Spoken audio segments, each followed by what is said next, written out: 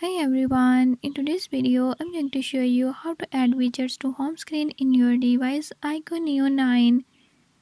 In this video I'm going to show you how you can do it. Before I start, if you are new to my channel, don't forget to subscribe and hit the bell icon.